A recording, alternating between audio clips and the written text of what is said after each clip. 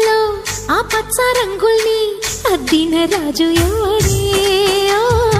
నిన్నాగో పడిగల్లో ఆ విష్ణు పాదాలు దిద్దిన మాయా దేవుడే.